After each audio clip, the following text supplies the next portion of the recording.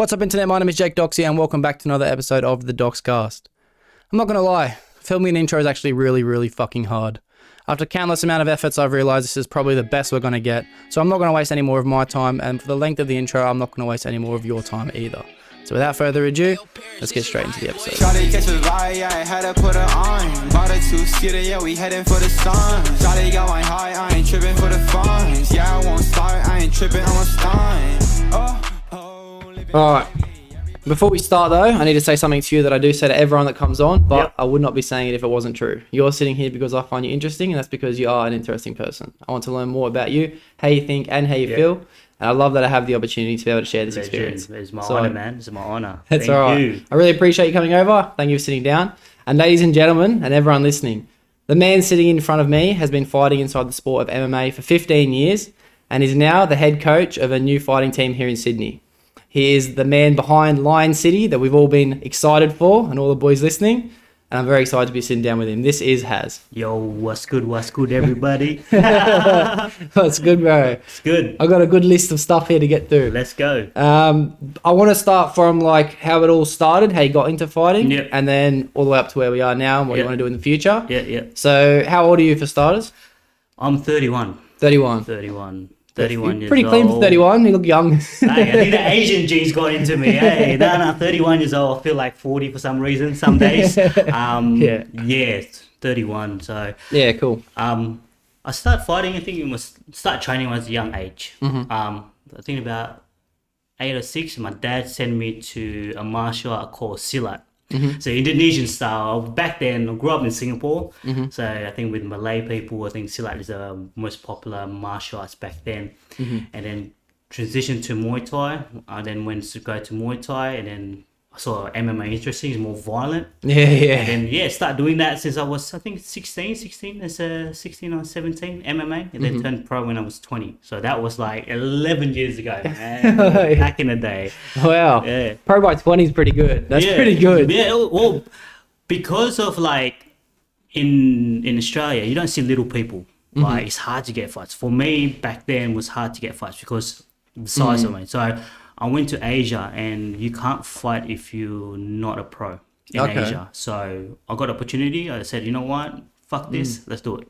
So, turned pro when I was 20. Wow. But yeah, let's go from there. So you were born in Singapore. I'm born in Singapore, yep. And when did you come over to Australia? I came to Australia probably when I was 10 years old. 10 years old. Yeah. And you were already doing some training when you were in Indonesia? Yeah. Came here, kept doing Muay Thai? Yeah, kept doing Muay Thai. And then how old were you when you left to go pro in Asia?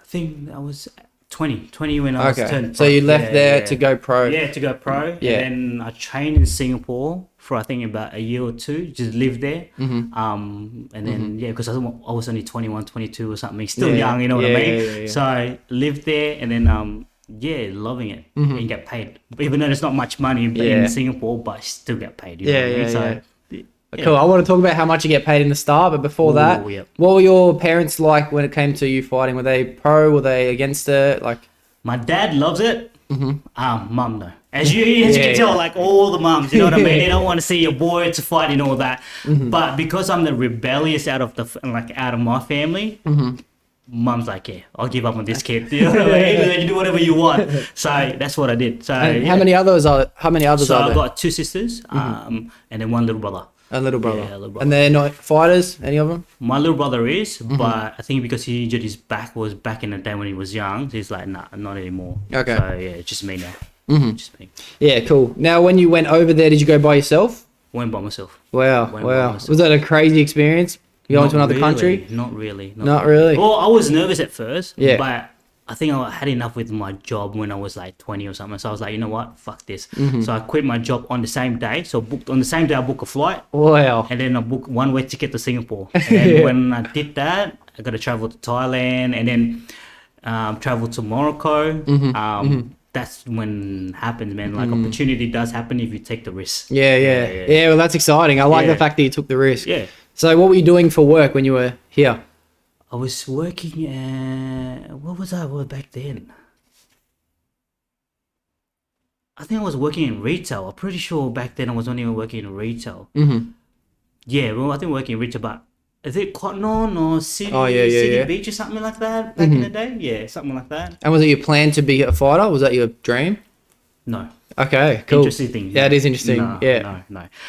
I think a lot of people think like become a fighter is a dream thing.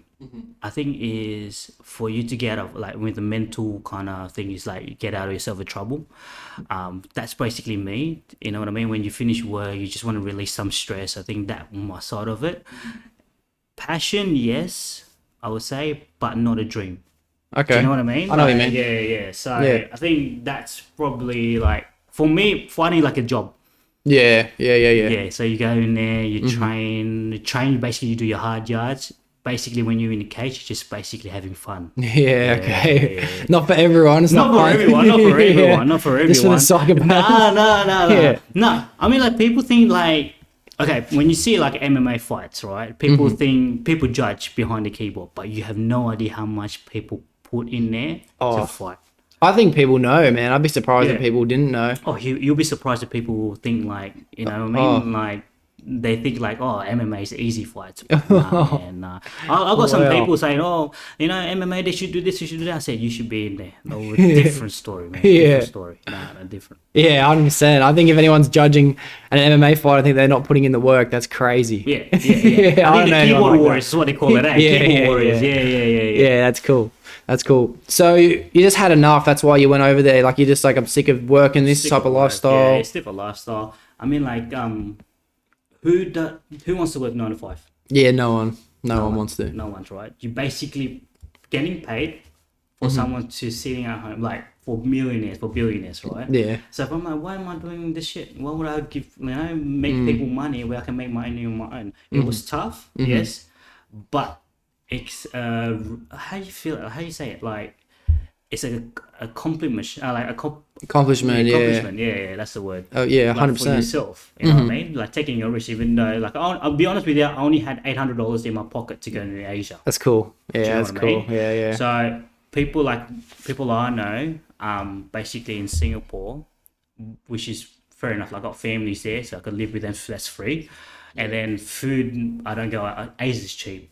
And then I think after that, after 3 weeks, and then I got my first fight. Okay. So, and then that's basically back to back kind of thing, and then that you save a little bit of money, and then you go from there. It's not big money in Asia because it's not like actual sport day after, not like UFC or one championship or something, but it will get you through the day. Do you know what I mean? So yeah, Speaking of one championship, I know that's something that you were a part of. Am I correct when I say that? that's correct. All right, cool. We'll lead up to Yeah, that. we'll lead to I'm just that. Yeah, making yeah. sure. Just making sure. Yeah. Now, when you were over there and you took your first fight, three months or 3 weeks? 3 weeks. 3 weeks. Yeah. How much do you get paid in the beginning? To be honest, it's only 250. 250? 250 Australian dollars. Okay. And you basically go 15 minutes with another man that's gonna kill you. Yeah. Do you know what I mean? 250. Yeah. But for me, money back then was money is money. You know what I mean? Money. Okay, I have to work for this. Like, you got that hunger with you. Like, Yeah. you have to get paid tonight. Yeah. So it wasn't much because I was just like people like they don't know. So it's like 250. All right, we'll do it. Yeah. So, And is it the same if you win or lose? It's the same? same. Same You money. don't get fight bonuses, and I think in Singapore you don't get fight bonuses, and it's not a major event, so you don't get paid as much. Yeah, I get Yeah, it. it's not like how like UFC and one championship get paid. Yeah, it's not a big event, so you get paid whatever they say. Like 250. Yeah, you say yeah, let's do it. Yeah, cool. And what was the difference in fighting styles over there? Did you notice that Australians were kind of better or they were better over in Singapore? Was it kind of this even? When you first got there, did you get a bit frightened? Like, fuck, these guys are training harder than we used to train overseas? Or I'm gonna be honest with you. People in Asia will be the hardest people to fight. Yeah. The reason why what I thought. is they do it because they have to feed for themselves. Okay, that's a Do good you know point. what I mean? Like Yeah. lions prey. Yeah. Here we're basically getting spoon and fork, you know, and Yeah. people serve you. If work time's the worst here, you could just get money off the government. Yeah. So everything's kind of a hobby. Yeah, you know? over there they don't get money from the government. 100% they don't. They work basically their hearts off. Like, I know I fought with one of the guy. He works, I think, on that fight day. He works 12-hour shift, and he fought at that night. Yeah, okay. So I know how hungry he is. Do you know what I mean? So that's the difference there. So Yeah. it's showing people, people here will work hard to get where they want to get. But over there, it's different breed, man. It's survival. Yeah, it's a survival for the fittest. Yeah, it's different. It's different breed. I've always thought that. I've always compared what it would be like, because I went to Thailand and I Yeah. watched the fights there, and I Yeah. thought, there's no Aussie kids at all on this level. Man. Did None. you see actually? Did you go to Thailand like the fight and you see how it's 8-year-old fought? I didn't like it, I gotta be honest. I didn't like it. You don't like it? It fucking freaked me out. I was like, man. these kids are just fucking getting hit in the head so many times, Yeah, bro. but at the same time, you see what they do for survival. Yeah. Kids nowadays, what are they on? Yeah. TikTok, Instagram, Facebook. Yeah. You know what I They're mean? different kids than our kids. Nah, They're way man, different. nah. They're fighting to feed, as you said, to feed families. Yeah, that's right. That's right. As opposed to, you never really have to go through that in your whole life No. in a country like this. No. It opens your eyes. Like literally, if people been to Thailand, to Asia, actually, I don't say so much about Singapore, because Singapore is more like the modernized country. But Thailand, Indonesia, those kids are different breed, man. Yeah. Different breed. Yeah, Eh? I'd hate to end up in a Thailand prison, and I reckon it's somehow possible for me. like I reckon yeah, one yeah. day it's like just gonna get ticked off. Yeah. 100%. So something else or something. Yeah. Nah, Just nah. nervous, bro. So I'm trying not to. Trying to get out of it. Yeah. Yeah. But now, those kids over there is different breed. I'll tell you that. Like I say, kids here, they got it easy. Over there, Yeah. bro. Yeah. Nah, you fight for your money, eh? Different breed, I will say. Let me call back a little bit further, actually, to when you came here for the first time from Yeah. Singapore. Did you notice much of a difference in lifestyle? Yes. Okay. So much different. By saying that, first, I don't understand the accent. Like I remember when I was a kid, I get teased of like with my accent. Singapore accents have like that Singlish kind of accent, so I get teased with that when I was a kid. And then the different accent as well, like trying to listen properly. You know what I mean? So trying to hard like listen.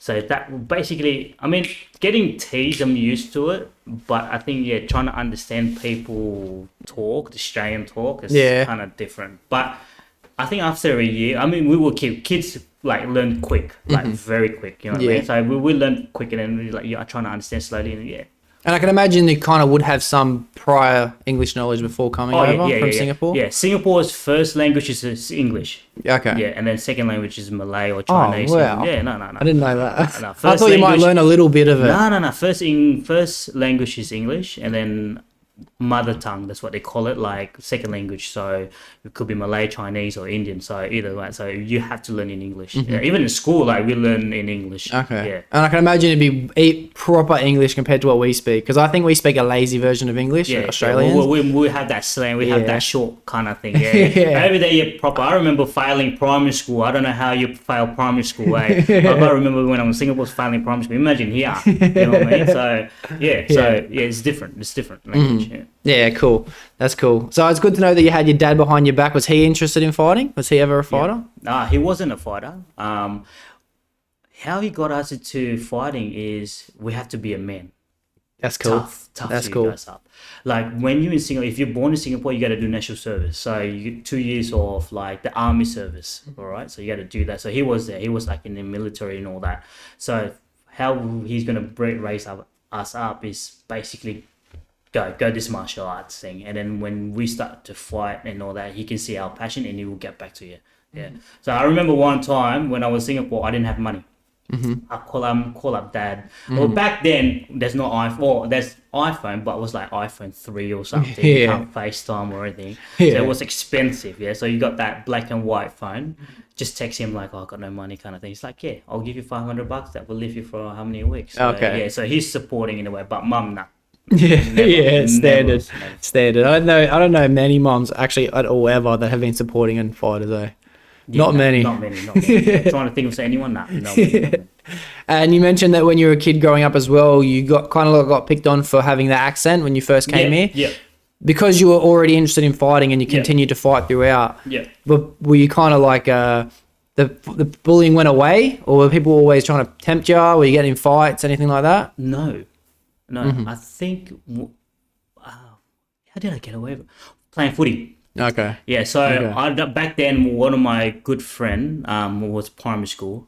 He's like, "Oh, let's try to play footy." So I got the athletic kind of ability. So I'm like, "What's footy?" I only know soccer because in Singapore you only play soccer, right? Yeah. So playing footy, playing rugby league. So he's trying to teach me, and then I was fast. So when I first year playing footy, like just put on the wing and I'll just run. Give me the ball and run, I score a try. So Yeah. I think I get past that and people acknowledge me because of my athletic wise, so my running. So after that they're like, nah, no more bullying. Not fighting wise. They don't think like I'm a fighter. Nah, Okay. nah. Did everyone know you're in fighting, or did you No, kind of keep it no. secret? I kept it secret until high school. Yeah, see, that's dangerous, as bro. Yeah, That's dangerous for those bullies, Nah, bro. until high school when there was a Muay Thai comp in Thailand.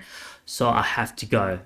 There was a junior years, and then they're like, oh, they're looking for fighters. So I was an Australian citizen back then. I was still a PR in Australia, and they're like, oh, you can represent Singapore. I'm like, all right. So and then the school make an announcement saying, oh, this kid, I'm like, this kid's going to Muay Thai World Comp, Junior Comp. So and then that's cool. when people start to know like I'm actually fighting. Yeah, that's cool. That's very cool. All right, we'll go back to when you had your first fight over in Singapore. Yeah. Well, no, when you say Asia, was it Singapore? Yeah, Singapore. Yeah, Singapore. sweet. Did you take the win or did you take the L on that one? Man, I got knocked the fuck out. Oh, shit. Yeah, okay. Yeah. It was the second round that I got knocked out. Okay. I still remember the day. That day, I think it was the nerve, becoming a pro. I can imagine. Yeah, becoming A lot of pro. pressure. I brought a lot of pressure. New country even. In the country, yeah. And I still remember the kid's name. That knocked me out. Okay. And I've been asking him a rematch since day one that he knocked me out. But never happened. Okay. It was different feeling. And I think after the fight, I can't remember where I am. And then I woke up like, oh yeah, got knocked the fuck out. Yeah. So I was like, oh shit. Yeah. And then I think the first fight, because of the nerves, I'll get gassed out easily. A lot of people watching you. Not a lot, I would say. I think the Malaysian fight was a lot more people. But yeah, just a nerve, I would say. That got knocked out, yeah. Yeah, I can imagine. If it was me in that situation going through what you're describing to me, Yeah. I think I would have been just flustered as fuck. I would have been just like shaking in my boots, another country, everything's overwhelming. Yeah. Like I literally nearly, like that morning of that fight day, I literally don't want to fight. I don't know why. I couldn't sleep that night. I woke up like, nah, I don't want to fight. I don't know, just that butterfly got into you. I didn't have enough sleep. Not excuses. It's just how I feel. Like I nearly shit myself in that fight. So yeah. And are you grateful now, looking back, that you did take it though? Oh, yeah, I did. I did. If I didn't take that fight, I wouldn't learn. Yeah, that was what I was going to get into next, and that's what did you learn from your first loss and as a pro? Getting out of that fear of getting in that cage. You know what I mean? Like, I think I say it with my boys as well. I said, win or lose doesn't matter. It's just getting that hurdle. Every hurdle that you go through, one fight at a time. You know how this kid's calling out people like, oh, I want to fight this, I want to fight. No. Just that first fight. Yeah. So if I didn't take that fight, I still would be checking out until now. Okay. I hear what you mean. Yeah. I mean, I wouldn't, if I didn't take that fight, I'd be like, nah, fuck this. I'm not doing this anymore. You know what I mean? Yeah. So I thank God I actually took that fight, even though I lost, but it's a lesson learned. It's not a loss. Even though it's gone on your record, but it's just a lesson learned. Yeah. 100%. Makes sense. Yeah. And I feel like in those situations, for me, not in any experience with fighting, but a similar feeling when you take an L, there's nowhere to go but up. That's right, and I like that feeling a lot. Yeah, it's just like in life as well, in general in life. Like if something pushed you down, there's always backup. Yeah, there's comeback story is my favorite story as well. It's always go back up. It doesn't matter like how bad you lose. It's how you face that loss. Yeah. Do you know what I mean? Yeah. That's why I say it's not about winning or losing. It's about winning and learn. Yeah. Okay. Winning and learning, not winning and losing. Yeah, that's right. That's cool. There's no point of like saying, "Oh, I lost that fight." You know, like people don't understand. Like being in a cage or in a ring is the toughest thing you can do in this world. I know that's a couple of jobs is a little tough, but being in there, it's a lot of different ball game. It's like you either die or you don't. Yeah. Do you know what I mean? Like whether today is your day to die or not. Yeah. You know what I mean? It's like that fight that Israel Adesanya, like he said in the cage saying, "I would die for this shit and I will not give up." And that's scary, bro. Like, just listen to that. It's scary, man. Yeah. But I have a lot of respect for anyone who gets in the cage. I don't think it's ever going to be something that I get involved in. I just can't see myself just doing it. I like boxing, and I am excited to do boxing, but MMA is just a bit far out of my league. Little bit. The fear is just a little bit taken over on that one. I think it's because it's smaller gloves and anything can happen. Yeah. You know Well, I've had a knee reconstruction. My biggest fear is having that pop out again. And I can hear Damo laughing after giving me that knee reconstruction. I'm going to be honest with you. I actually broke my shin in half. Oh. Well, back in the day. Oh. I broke my shin in half, and it took me, I think, 18 months to recover, and I'll go back again. That was my early 20s. Yeah, wow. You know? Wow. Was that just from a check? Or like, how'd you get it snapped in half? Sparring. Yeah, but someone just checked you and it just snapped? No, like, someone kicked me, and then I just they kicked you. and then I fell down and it actually snapped in half. Oh. Yeah, you can see the mark on my left hand like side, like when they operate. Yeah. That's crazy. So, I mean, that's what people say, like the hard yards done in the training, but not in the fighting. Fighting, anything can happen. You know what I mean? Yeah. I guess that's where all the work goes in the training. Yeah. So how long after the first fight until you had your second one? 4 weeks after that. Got called out to a promotion in Malaysia. It was good money. It was a grand US dollars. So for me, $1,000 in US is like for big money. Yeah. So got into that. That was a big event. Like I think they put on until $1 million on that event itself. Wow. So everything paid. You're a prize fighter. When you go in Malaysia, you're a prize fighter. People look at you differently. They treat you like a king over there, man. That's cool. Really big respect to Malaysia when they do that promotion, man. Like I remember that. I was in a main card. Up against their number 2 Malaysian fighter.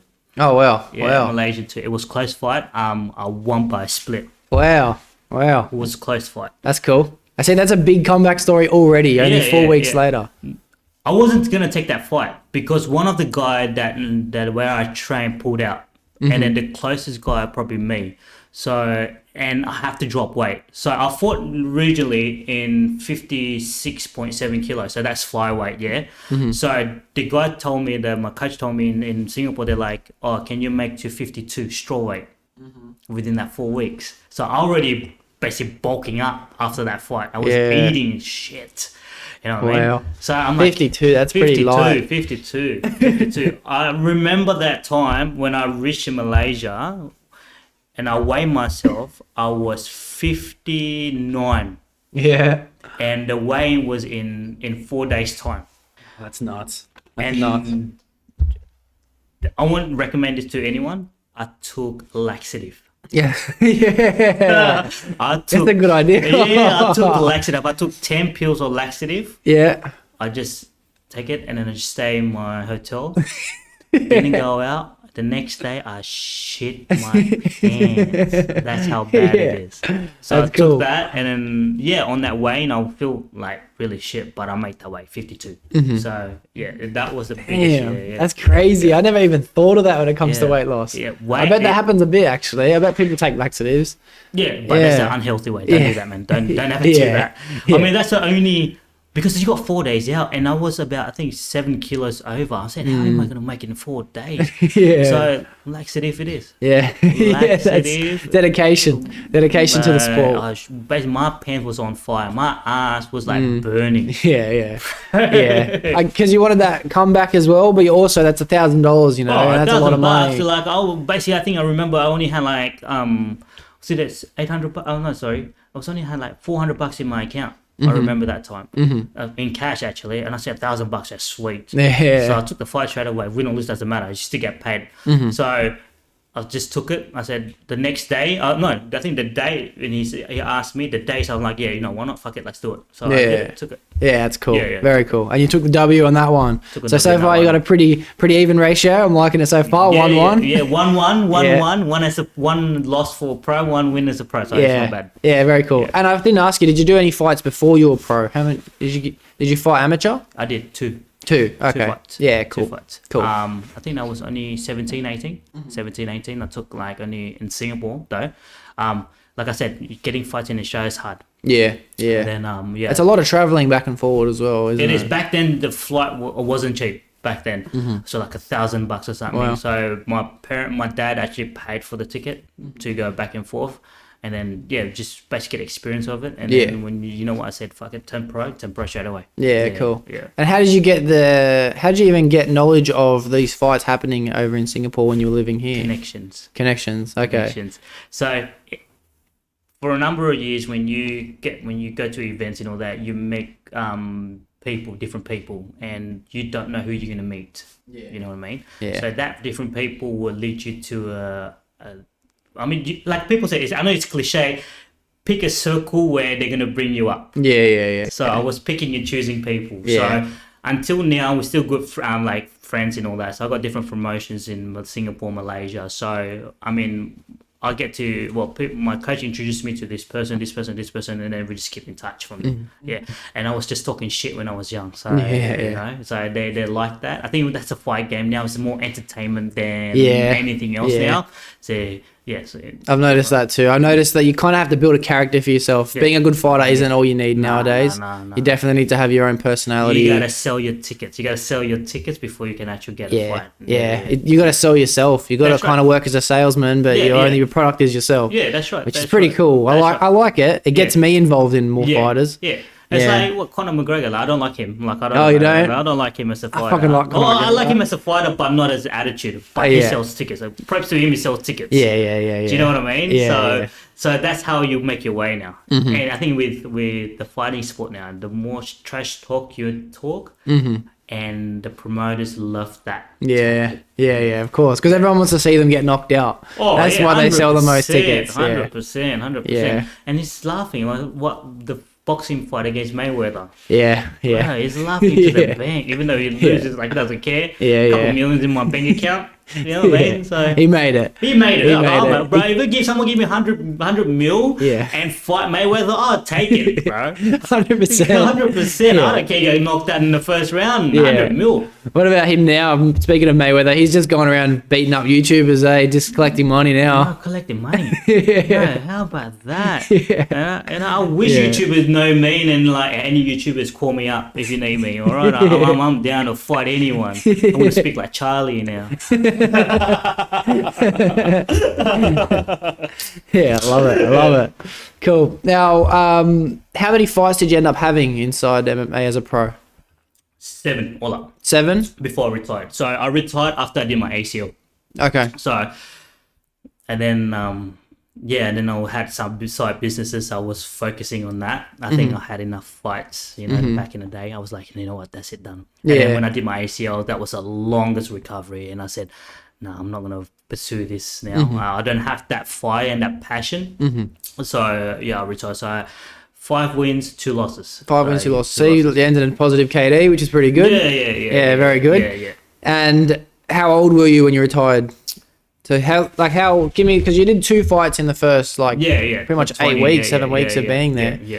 And then how regularly did you have a fight? Not regularly after that. I think because I got beat up so much, and then I think you don't want to lose sales brain. You know what I mean? So I think a couple months after, and then I was like, I had enough of this. Go back to Australia. I think the 2 years back in Australia, that's when I retired. Okay. I think I was like 27, 26 when I retired. Yeah.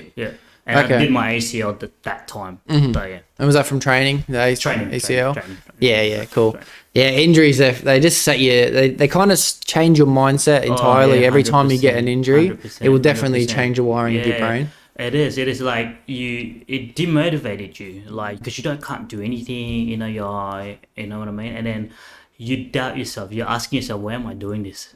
You know Yeah, what I mean? Why yeah. am I doing this? I hear you. Yeah. And if you didn't tear your ACL and you would have kept on taking fights, do you think? I'm gonna be honest. No. Okay. Probably say nah. Yeah, That's it. cool. Done.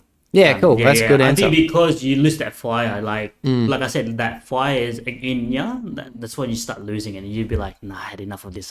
Yeah. Like I training every single day. What am I training for? What am I fighting for? I can lose my life at any time. Yeah, I mean, yeah. anywhere you can. Like Yeah. you know what I mean. So what would I risk it in high Yeah. perspective than now? So Yeah. Well, it's good. You had the fire in you, and you what's the word I'm looking for? You captivated that, Yeah. and you used it. Yeah. And you know what I mean? And when Yeah. the fire ran out, it Yeah. ran out. Yeah. Which is good. Yeah, so at least I can say, like, down the road, I said I did it. I don't want to Yeah. basically say, oh, I should have done that. Yeah, You know what I mean? yeah. That will be the regret Yeah. that you're going to have. Yeah, I think regret's one of the biggest feelings in yeah, life. Yeah, I So mean, it's good to know. We all did. I mean, we all feel that regret in life. You know what I mean? Like either sporting wise or like everyday life. You know what I mean? If you don't try it, you wouldn't know. Yeah, and I actually tell people that quite often. I'm Yeah. like, when you get older, are you going to regret everything you did, That's or are you right, going to regret that's everything you didn't? Yeah.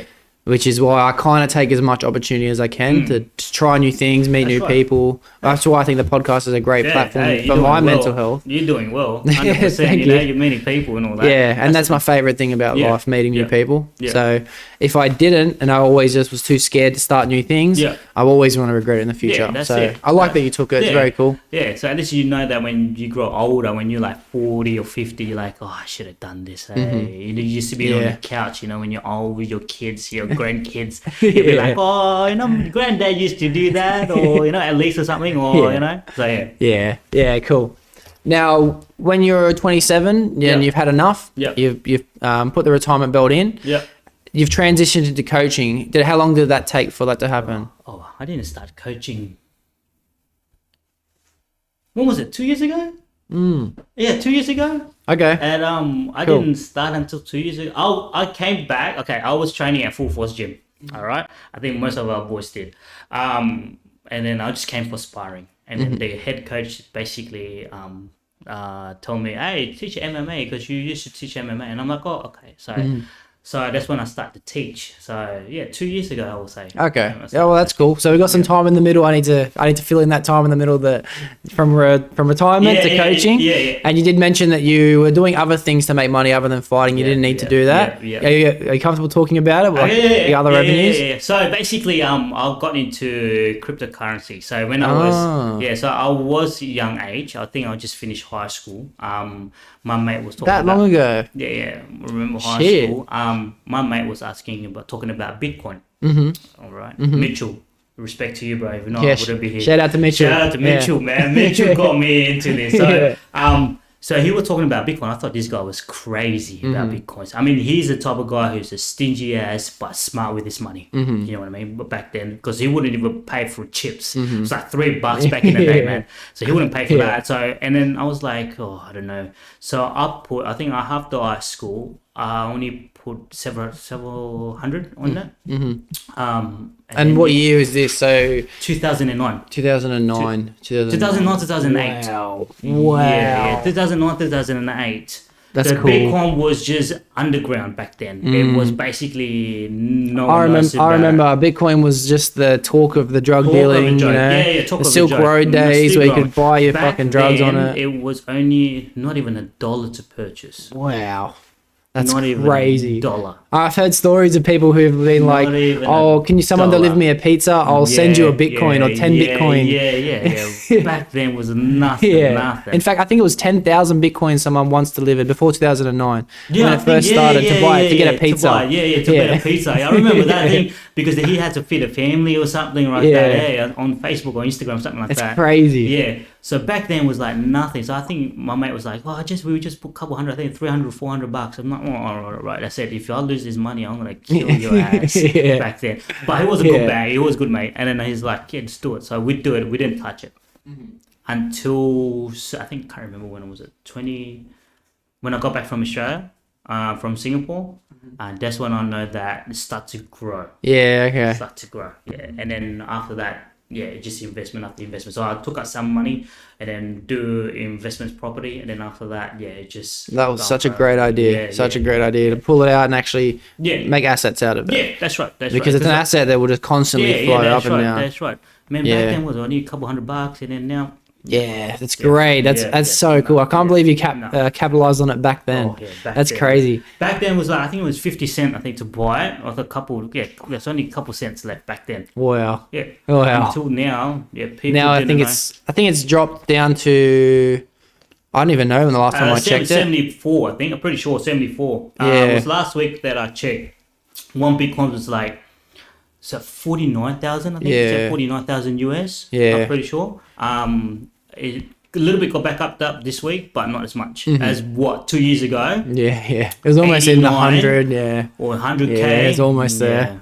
I thought it was going to hit 100k. Yeah. I didn't expect this crash at all. Since you've been involved in the crypto world for a while, and have you always noticed these waves up and down, up and down? Did you notice this recent one? Because the reason why is what happened to military like Russia and Ukraine. That's one, and then China has issue with the COVID.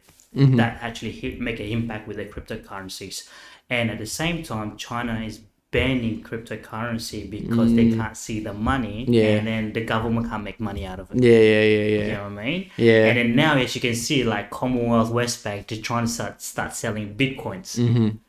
Because they're trying to get the interest out of people to Bitcoin. I know that now if you cash out in Australia, I think it's like a crazy percent tax now. I think 40%. 40%. I was going to say 40. I didn't know if I was right. 40%. 40% tax. So if you want to take one Bitcoin out, that, for example, 49k now, whatever the price is now, I think Australian dollars will be about 56,000. 40%, bro. It's half. Yeah. What a rip. Half. Well, do you have any ways that you can legally get around that? Like, if you go to another country, can you cash out and things like that? US. So what you can do with cryptocurrency, because cryptocurrency is big in US, especially Bitcoin, right? You can purchase property in US using Bitcoin. Wow. Okay. Cars in Bitcoin. So the only way to save not getting that big tax is purchase a property in US. Once you make that dividend, you can sell it, and then when you sell it, you can cash out that money. Yeah, and just depending on which state you buy it in. Different state has different law. Same with this show, it's different state, different law. Well, fingers crossed that one day I can make that decision because you will, man. You will. Shout out to Delvin. He got me on XRP. It was only small rise. You gotta start somewhere. Start somewhere the thing is, like, you don't have to look all the time, because if you keep looking, I haven't looked in a year. 1 year. You need to look. Yeah. Once you look, you'll be like, why is it not going up? Why is it going down? Because money is a devil's game. Yeah. You know what I mean? So once you look at what much money you have in your account, you'll be like, I'm going to draw this out. Yeah. That's when it starts to be dangerous. Yeah, that's cool. I watched it every day, and all the boys did, every day. Watch the spike. It was like, I think average, say I bought it for like 50 cents. And then it got up to like $2.20 or something. And I'm watching it every day. Oh, can't wait for it to hit $10. Can't wait for it to hit $100. And went down to like 20 cents at one point. Now it's back even. I think it's about 80 cents. Someone told me recently, but the long game, isn't it? The long game. It's all about the long game. It's not basically short term. If you want short term, you got to work. Work down to 5 job. If you want a long term and retire early, straight away. But I was planning to retire 35, man. That's basically that's my plan. I got 4 more years, and I'm gonna retire. That's amazing. That's great. That's great. What I'm doing. Yeah, that's amazing. Now, when you cashed out and you bought some properties, where did you look at buying them and why? So I bought in Sydney, so several places in Sydney. But I think I bought it more mainly to western suburbs, because it wasn't back then. It wasn't as big as now. You know how Marsden Park, Fields, in all that area. So it wasn't big back then. So that was cheap. Okay. And then once you purchase it, put your down payment and all that, you can put your house as an asset to buy another property. Yeah. The last week's episode, it's actually going to come out tomorrow in our time. Yeah. We talked long about that, Hugo, have you met Hugo, which is Damo's cousin, Hugo? Oh, okay, yeah. He taught me heaps about it, about it, which was cool. So it's good to know that other people would you know what I mean? Like, it's cool. Yeah. Because I don't want to be like, well, back then I didn't know about cryptocurrencies. So like, I'll think about my future. Like, I do have one son. So for me, it's for him. You know what I mean? When I retire, when I like die or something, whatever I have is for him. Yeah. So that's what Cool. I'm thinking about. You know what I mean? So you have a son now? You want to have a son? Son. Yeah, I have a Okay. son. And how old is he? He's 3. Yeah, 24. cool. Yeah, 24. Yeah, cool. Very cool. Yeah. Yeah, nice. Yeah. And do you reckon he's going to be a fighter? Do you reckon he's going to grow up with that mentality, or can you see it in him? Is it too young? I don't know. Too young. Too young to say. Like, I want him to have life. Yeah. You know what I mean? Enjoy that childhood first. You know, get him whatever he wants. Yeah. I don't want him to be a spoiled brat. Yeah. But Is it hard not? oh, it's hard, man. Once you become a dad, it's hard, man. Yeah. It's hard to not to. You know what I mean? Like, whatever he wants, when you like be angry at him, you'll be like, oh, okay, all right, I'll get it for you. You know what I mean? So it's Yeah. hard, man. It's hard. Yeah.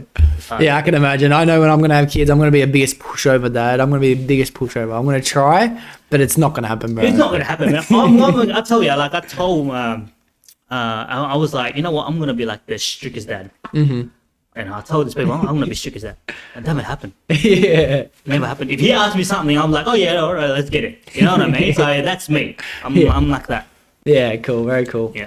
And whereabouts is he going to grow up? Like, is he going to grow up in Western Sydney? Is he going to grow Well, up? he's in Singapore at the moment. Oh, with his okay. mum. Yeah, with his mum. So, Okay. I fly basically every single time to see him if I can. Back when I was COVID was hard.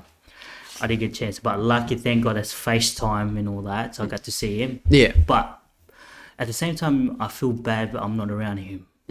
I can imagine. But at the same time, you're able to create success here Yeah, for his him, future, for his which future. is I get the feeling. I understand But, the feeling. Yeah, because you know when you sometimes I got this regret feeling saying that if he grows up, I don't want him to say I don't have my dad around. Even though Yeah. you're trying your best to Yeah. make something out of for him, Yeah. but I'm not around. So Yeah. that's the hardest part, man. Yeah. Hardest part. Well, I listen to a lot of podcasts. I have to. Sometimes I said this in the last episode as Yeah. well. My screen time will be 24 hours a day. Yeah. 24 hours of screen time on my phone because Yeah. there's a YouTube playing the whole day, Yeah, whole yeah. day from Yeah, when I'm yeah, wake yeah. up. And there's a common theme in successful people with Yeah. that same story you have, Yeah. where they feel there's a little bit of guilt because they're not spending as much time as Yeah. they can. But then once the day passes, Yeah. then they have all the time and money and resources Yeah. to spoil their Yeah. kids. Yeah. You know.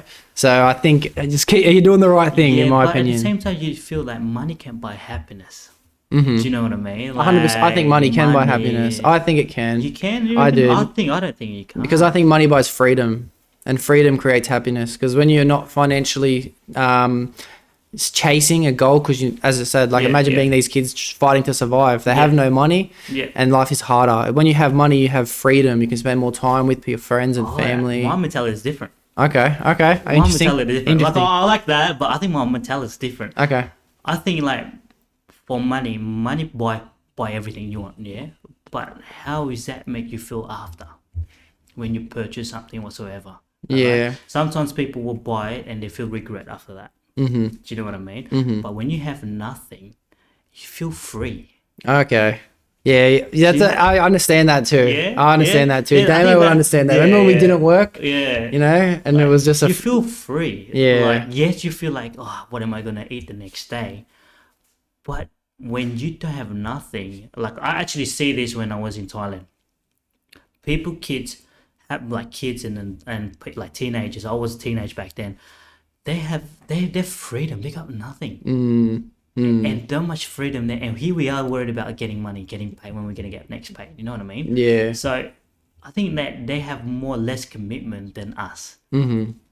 More true. money, more problem. Yeah. I put it that way. Like Biggie say. Yeah, that's a true. Biggie Tupac, something like that. Yeah. It's definitely a two-sided coin. It's definitely Yeah, a it is, two-sided it is. coin. It's just different. Because I also, even though I do believe what I believe, I do remember not having any money and being younger, and even being a first-year apprentice. When someone was to buy you like a cold drink, you're so grateful for that. so you know, when your blessing. tradesman's going to shout you lunch, like that's Oh, yeah. the best feeling. Now it's like, I'll buy myself whatever I need. Oh, I yeah, work for my money. 100%. And That's right. there's not as much gratitude in my life for the Yeah. small things. Yeah. But I do feel like I have more gratitude for the bigger things. Yeah. I think I've just transitioned my gratitude, you know Yeah. what I mean? So Yeah. I think I still think money does buy happiness Yeah. because with money I'll be able to do what I want to do That's right. instead of what I have to do. Yeah. Yeah. I got you mean. Yeah. That's interesting. It's cool to know that you have a son living in Singapore. It's very cool. Do you ever think that he will live in Australia, or do you think he's going to live his whole life in Singapore? It's gonna be hard, man. Like I think with what we're going through now, will be hard. I really want him to be like growing up here. But at the same time, I want him to struggle there as well. That's cool. That's cool. Do you know what I mean? I like that. So like he can get whatever he wants. Every day when he struggles, he knows how much like he has to put into it. Yeah. Yeah, damn, that's cool. Yeah. I don't think I'm going to ever experience that unless I go to fucking China, which is my goal. I was saying to you off camera, I want to go to China, meet some girls there. Right, you got to go to Malaysia, man. I'm hearing you. We'll get into it after. All right, Malaysia, we'll cut out China. Yeah, cool. All right, so you were when you were buying your properties here after you retired from fighting. Yep. Were you doing anything else like job wise? Were you working or anything like that? I was doing air conditioning. Oh, that's my trade. So just air conditioning with for me in my mentality, I have to spend my time doing something. I got the money, yes. Yeah. But I gotta do something that keep me insane. Yeah. Keep me going. Yeah. So I did that. Do with air conditioning with Dad. Just here and there. That's basically it. Yeah. Yeah. It's a hard work. It's a hard job. Domestic air conditioning. So we're doing like houses and stuff. No. I'm doing roofers. Yeah, refurb. Refurb, yeah. So it's all that stuff there. So Yeah, cool. That's my profession. That's what I do for a living. yeah. Well, I do the refrigeration side. Yeah. But I'm trying to run an air conditioning business on the side. Yeah. No time for that. I have no time. I mention it, but I do no work towards it. Yeah. So and then for me, like, I'm like, man, I hate this job. Like, you have to wake up early in the morning, and then you finish like whenever. Like, if you have to be on call, you're on call. I think Amo always said, "Oh man, I hate to be on call. I hate this job." Yeah. So I mean, that's only that kept me insane for a couple of years, I would say. And then I basically didn't work after that. After I think when 29, 30, I did. I think 30 then. Last year or 2 years ago, I'm like, you know what, fuck it, I'm not working. Yeah, so cool. I didn't work. Yeah, if you don't have to anymore and you can spend your time doing other things. Yeah, that's I cool. didn't actually. I just be at home. Oh, living the dream. I said to the boys, like, what are you doing? I'm like, nothing. I'm like, oh, I'm at home. Do you want to chill out now? Yeah, that's what I was saying. Yeah, that's cool. Well, then you set yourself up in a good position to be able to do that, which is very cool. Very cool. Yeah. So as you mentioned, you went back to full force just to start getting some training in. Yeah, I did. And then all of a sudden you've kind of fallen into a position of coaching, which is my favorite kind of story when you fall into something. Yeah. And what made you decide to do that? Like why? You didn't need to, obviously. What made you want to do it? It was free membership. Oh, yeah? So basically, when you're in full force, like if you become a coach or a trainer, you don't need to pay membership. You know what I mean? So I'm like, you know what? Free membership. I got this train at the same time sparring. You know what I mean? So I'm like, yeah, why not? So I did that. Yeah. So I didn't back 2 years ago, I didn't put that 100%. So I was like, yeah, whatever, who comes. And that's basically it. And then you see some talent. Okay. And then you see some talents and it feels like you were younger days. It was them that in position in your younger days. Okay. So I was like, you know what? That's it. I'm going to start coaching them. I think I didn't train. I think for a couple of years after my last fight in Singapore, I didn't train. I was just focusing on the guys. And yeah, I'm just like, you know what? I'll just train these guys to see how they come. Yeah. So that's what I did. Yeah, that's cool. And sorry, I need to recap a little bit further back. I missed something from before. Yeah. And that's with the one championship. Yeah. So back then, what year was it when that happened? I was 23, 24 years old. 23, 24. Man, I can't remember what year was that. 2012, 2013, if I think I'm not wrong. Yeah. I got a call. Okay, a guy called Sheikh Alauddin is my manager now for fighting. So he said they're looking for a fighter, a Singapore fighter, young. And I'm like, okay. I was like, what's the catch? It's a big stage, and Singapore One Championship back then wasn't big as now. Yeah, that's what I'm thinking as well. Yeah, I don't even think UFC was as big as nowhere near as big as it is now. I think UFC then. was bigger than One Championship back then. Okay. One Championship back then was like old school, like, you know what I mean. You can soccer kick back then. You know what I mean. So that was back in the day. And said okay, and they said, who am I fighting? I said a Malaysian guy. So I took that fight. I think a month to get it prepared for that fight.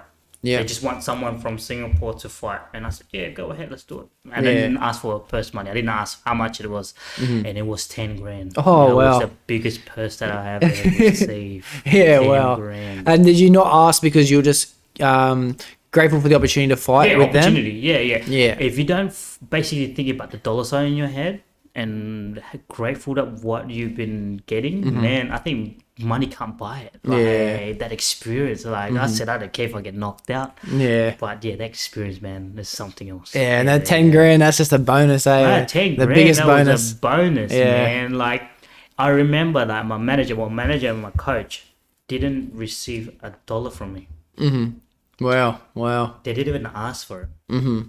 I even do it to the same with my boys now. That's Yeah. the reason why.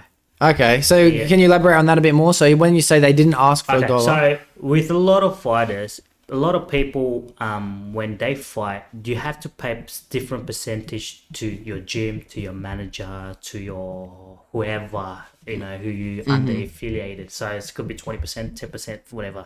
So basically, if you got 10 grand and then 20% you have to pay your, for example, your coach. Yeah. And then 10% of that 10 grand, that whatever left, you got to pay your manager. And whatever left is for you. Yeah. So how much you get paid? Nothing. Yeah. Do you know what I And is mean? this a contract or is this like just a It's a known thing, Yeah, you the know? known thing is a known thing. Yeah, a But verbal contract. Yeah, that's right. And I think because of what my coaches in, I was their their first fighter for one championship, and my manager was I'm the first person that he managed. So he was like, I'm not taking anything from you. I'm like, are you sure? I'm like, yeah, I was willing to give them whatever I said, give me the opportunity, half or whatever I paid. Yeah. So they're like, yeah, that's fine. So until now, I remember, and I'll do the same thing with my boys. Yeah, that's cool. Same thing. That's cool. Same thing. It was a good lesson for you to learn That's then. right. eh? That's right. That's Yeah. right. You appreciate things, and they understand how you are as a person. And I understand as a person is they're not money hungry. They want to see you successful. Yeah, cool. All right, we'll get into the training again, back Yep, to coaching. yep. Because I know that you're the coach of Damo and Danny. Yep. And a couple of the other boys have Yep. been to the gym where you guys train as well, which I'm very excited to start coming when, and we'll get to man, you're we'll always get to the welcome. facility. You're always welcome. You're always welcome, man. Yeah, I Anyone appreciate welcome. it. I Yeah, appreciate it. Well, I want to get to the facility Yep. soon. Yep, The new yep. facility Yep. that you have plans of. Yeah. But you say these young kids have talent. Yeah. Do you notice a relation to skill set over dedication, or is it completely different with everyone? Does the people who put in the most work always be the best, or are some people just naturally better than other people? Have you noticed? That's what I've noticed, and that's one person with natural dedication, and then the hard work is just three different person. So I categorize it in individual. With Damo, with Dan, with all the rest of the boys.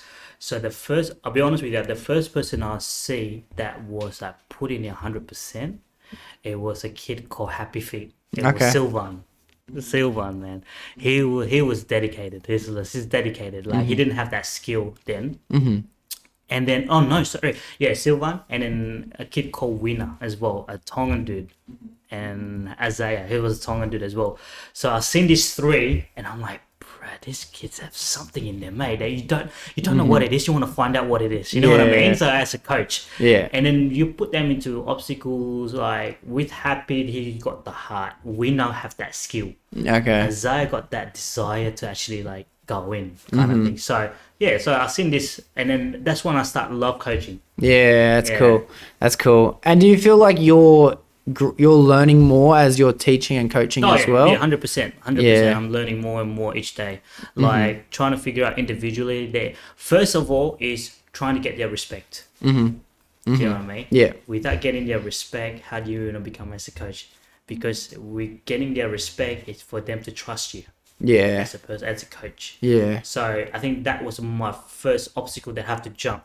Is getting each individual's fighters respect. Yeah. So if I get their respect, and they will get mine for sure. Yeah. It's kind of like management from what I can hear. Yeah. In a sense that's in my opinion the hardest lesson I've tried to learn so far in life. Yeah. Because I used to supervise in my industry. Yeah. And you have to do exactly the same thing. You have to get people's respect first so they listen. Yeah. But then you have to 100%. also inflict strictness and harshness and rules. Yeah. But you also have to maintain that balance of friendship right. and leadership. It's a hard thing to balance. Not really. Not really. I think the boys knows is when like when I'm in the cage or when I'm in the actual training facility, the boys give me that respect. When I'm outside the training facility, we're friends. Okay. We're like brothers, man. It's different. Yeah. So I think I can feel that. They give me so much respect when I'm training with them. And when I'm outside, I'm just basically like them. Yeah. One of the boys, yeah. So I think with the good thing about these boys is they got that switch on them. They're like, all right, I'm at training, I'm switch on. Where's all right, I gotta be disciplined. Yeah, When I'm outside, okay. I switch off. Yeah, that's cool. I guess because they've all got the same, they're going in there to learn, which is a bit different to when in the workforce that I'm talking about, where everyone, if you can get away with not working, you will. Oh, 100%. You know, like I would. If I could get away with it, I would. How good would it be to get paid to do nothing? That's right. But I'm not going to allow that. That's right. Yeah, that's the difference. So that like with the boys, like, I mean, individual has a different characteristic. Different people has different characteristics. Some of them you just want to smack in the head saying, wake up, you need to wake up in the real world. You know what I mean? I think everyone knows about that. But it's fun in games as well. It's like, you know, we'll have fun. We don't want to be strict all the time. Like, you know, but at the same time, so I can't make it like I have to be friend with them all the time because they won't take it as seriously. Yeah. I've noticed that when I was training, me and Damo were training at this other place. Yeah. There was no strictness. It was just like me and Damo and Danny just together all the time. His name was James. James something. James what? Do you know him? Is it James Long? Yes, James Long. Yes. James Long, I'm coming out from retirement. If you want to fight, I'll be your first fight. Tell you that now. Yes. This is what I need on this one. This is what I need some call The boys told me about it. Damo and your brother, was it? Yeah. Damo and Dan was like talking about James, and I'm like, who's this guy, man? And then he turned pro. I think he just turned pro against Matty G. Matty G's from Freestyle MMA. Smoked him. Smoked him. And then Matty G fought Sylvan as well. And Sylvan, that was his second fight. And then, I think Matty G gave a hard fight for him, but I think Sylvan has more like heart in him that he wouldn't stop. I think. And then when I saw Matty G up against James Long, and I was like, is this a pro fight or still an amateur fight? Yeah. So, James, if you want to fight, second fight, I'm your man, brother. Coming out of retirement. That's Coming mad. out of retirement. Yeah, that's awesome. Call me. Yeah, I love that. I had fun. I had a lot of fun training there, and that's what we were talking about. But at the same time, it wasn't that strict respect environment because, like, from what you tell me, you are putting in the effort with your boys. We didn't get that experience with them. It was a facility for us to have fun and teach each other. Yeah, that's what that was. I'm not trying to badmouth James either. Yeah. I just calling you out. I'm calling you out first, James. I don't need to say anything. I don't need to say anything. Yeah, very cool. I think straight up, there's two main facts in life that I've learned so far. Learning, because learning is earning, and the second is teaching. And it sounds like you're taking full acknowledgement of that as well. And 100%. Teaching is, you're going to learn more than when you learned it yourself. 100%. If you don't understand to yourself how you're actually going to teach others, because others is carrying your name. Yeah. You know what I mean? Yeah. And I'll be honest with you, as a coach, I can get nervous sometimes. Okay. I think Damo knows about this. Every single time in the change room, I won't say shit. Yeah. Damo will be hopping up the boys. I'm just sitting down there. I'm like, oh my God. Yeah. It's going to be over. You know what I mean? Yeah. I think it's because it's like, how are they going to perform that night? Because at the end of the day, they're carrying your name. Yeah. And you feel the weight. The pressure. Yeah. The weight, the pressure. Yeah. Because if just say they took an L, you might feel like maybe I could have done more, you know, which is good because they can share that feeling as well with you, which is awesome. You're not gonna 100%. It doesn't sound like the type of person to be like, oh, you lost because you didn't do this. No. I always tell the boys is like, I don't care if every single time at training, I don't care if you win or lose. It's all how you learn. You know what I mean? Like the boys knows this, the principle of it. Like for me, if you lose, you lose. It's part of the fight game. Yeah. You know, I know some coaches that doesn't like losing. I don't know why, man. It's because if you lose, it's actually built yourself as a person. Yeah. You know what I mean? Yeah. Because you will learn yourself to be improved better or just stay at the same. Do you know what I mean? Yeah. As a coach, you only can be in certain like level. You know what I mean? It's individual. I'm gonna be honest with you. This fighting sport is the loneliest sport in the world. Why? Why do you say that? When you're in the gym, you got all your teammate, you got your coaches to support you. What happened when you go home alone? Yeah, you got to be that discipline for yourself, don't you? You got to enforce your own strict rules. Yeah. And I can imagine the same thing would happen when you step into a cage or a ring as well. 100%. You're all on your own in that situation. All on your own. We can shout whatever it is, but if you don't do it, it's all about yourself. Yeah, it's a lonely sport, man. Yeah, Because with like footy, soccer, and all that, is when you lose as a team. yeah. But when you're fighting in the cage by yourself, unless you're in Russia where you fight 3 people at once, Yeah. where 3 people against 3 people will be different. You know what I mean? Crazy. Yeah, that's crazy. Yeah. Eh? So with when you're in the cage by yourself, we don't know what their mentality is like. We don't know what they're thinking. Yeah, Do you know what I mean? yeah. So it's hard. It's a loneliest sport, man. Sport. And you're definitely right when you say you learn from your losses, because when Danny had his fight in Darwin, Yep, in Darwin. Yep. and he fought very, very well. He Yep. did fight. We watched it on the TV. Yep. It was awesome, and he fought really, really well, and then he ended up losing to a submission. Yep. But disregarding all that, he learnt about himself, what he needed to Yeah, improve 100%, on, which is something that I 100%. talked to him about straight away. 100%. That's what I think what I always say to him is like, don't worry about the loss, man. It's all about learning for you. It's all the way up here from here. Like I keep telling him that all the time, just to make sure he doesn't demotivate him, because we still want that fire. Yeah, Like so I said to him, it's like, it's not a cage, it's a ring. I said to him as well, that's one first factor. I said, we can learn from him how we can become better as a person. yeah. And then he ended up taking the win straight up on the next fight, which was a 100%, I think, great which is TKO. good. Like, shout out to his brother, man. Damn way, man. Yeah. Damn way coaching him, bro. 100%. You know Yeah. what I mean? Like, for me, it's helping them as much as I can. When I'm not around, Damos, our assistant coach, will help the boys. Yeah, So Damo stepping up when I'm not around, man, it's the biggest blessing, because he be under my wings. He knows what I want from the boys, and he will do it. yeah. That's cool. Yeah. Damo's always been that for me as well. See He's what I always mean? been like a big brother for me. He's my only big brother. Yeah. It's There mad. you go, Yeah, There you go. So it's good that he's around as well, like motivating the boys. You know what I mean? So that's what I'm blessed. So because I'm not around, or because sometimes I'm in Melbourne, sometimes I'm in Singapore, and then the dad was like, "Where you at now?" I'm in Singapore. I was like, "Oh, okay. When you coming back?" So you know what I mean? So I mean, Yeah. So it's good that for him to actually step up as a coach and then help these boys out. And then what he did with Dan at Silverback shows it. Yeah, Shows it. yeah. Shows it. And that's also you noticing that in people as well, to be able to 100%. allow trust in Yeah, coaching, so, being 100%, things like this. 100%. Yeah. I don't want to be a coach to keep to myself. No, one day maybe Damon wants to open up his gym. Go ahead, man. You know, you're good enough already to become your own. You know what I mean? So it's just spreading people wings. Give that opportunity to people. If you can't be a fighter, if you're good at coaching, do coaching. Yeah. Same thing. Yeah, very cool, very cool. Now, just before, I also want to recap to when you called out James. Is there anyone else that you've come across that you would come out of retirement to fight? Or is he the only person that you've stumbled upon? Nah, man. Kai Kara France. No. I'm gonna be admit, like Kai Kara France was like fighting in Thailand, and I was in Singapore around that time. And I always want to fight Kai Kara France in Thailand. I always do. Yeah. I always do. When he made to UFC, I got so bumped. I'm like, shit. Yeah. He made it to UFC. I didn't. He always said, I really want to fight him just for the experience of it. No bad mouth. He's a good fighter, 100%.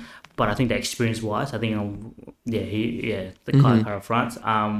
Anyone else? Oh, the guy in Malaysia, man. Yeah. That I've lost to. Oh, yeah, that's right. Naimul Amal. One championship's calling. Are we in? Yeah. I'm always in, man. If he's still fighting, I'm ready to go. I would tag him this. Yeah. I'll put I'll put a name in the description in case he searches his own name. Yeah. No, I think that's 2 people that I will come out of retirement for. James Long's probably just like a warm up. Okay. Sounds it, yeah. Yeah, Kai Kara France probably my biggest. If he's called me out or something else, I'll go ahead. And the guy from Malaysia, 100%. It's just things that you've never been able to let go, eh? 100%, man. I'm gonna be honest. When some of the boys fighting, my hands get itchy. And I kept itching. I'm like, oh, I want to fight. I want to fight. I Yeah. want to fight. I experienced that just watching it on the TV as well. You know what I mean? Like, Yeah. oh man, I want to fight.